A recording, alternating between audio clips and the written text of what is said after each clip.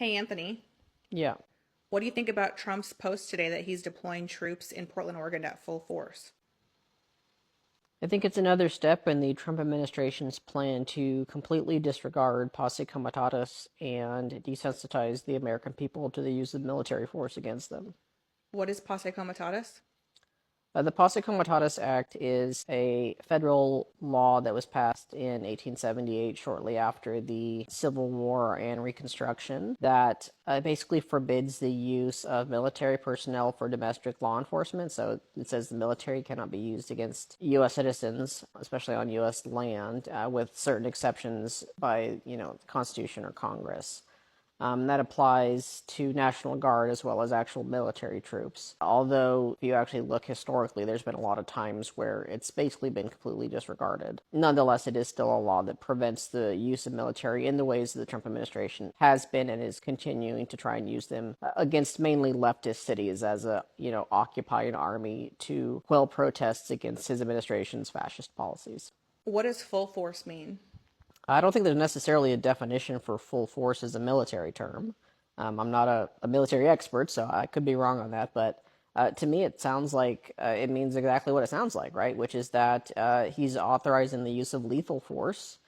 Basically, he's authorizing the National Guard or whatever military he's planning on sending, could also be the Marines he's used before, to shoot at American citizens to prevent protests against his administration, both for their fascist policies and for the continued questions to release the Epstein files, which is part of what the protests are going on about. Why is he referring to Portland as a war-torn city?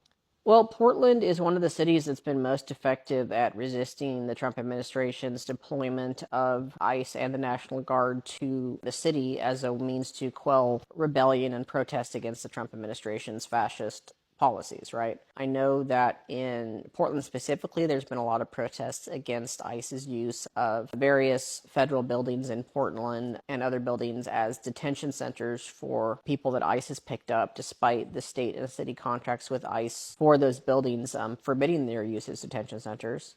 And they've also been very good at just having organized resistance against ICE in a number of different ways to prevent or hinder ISIS movement in the cities. And Trump and Pam Bondi would have you believe that what they're doing is domestic terrorism. They've called it that. They've called the resistance Antifa, which is this very nebulous term that the right uses to try and categorize and demonize any type of leftist rebellion against them, despite the fact that Antifa isn't really some type of organized group like Proud Boys, for example, which is basically a domestic terrorist organization. Antifa is kind of like anonymous, right? It's just this idea that even the words just mean anti-fascist, right? But the Trump administration has declared Antifa, whatever that means, as a domestic terrorist organization, and they're going to be using the label Antifa to label any type of effective protests against them as Antifa based and try and use that to criminalize protesters for exercising their rights to free speech and freedom of assembly. And Portland, Oregon is just the latest example of them doing that, as one of the well-known, more liberal cities on the West Coast.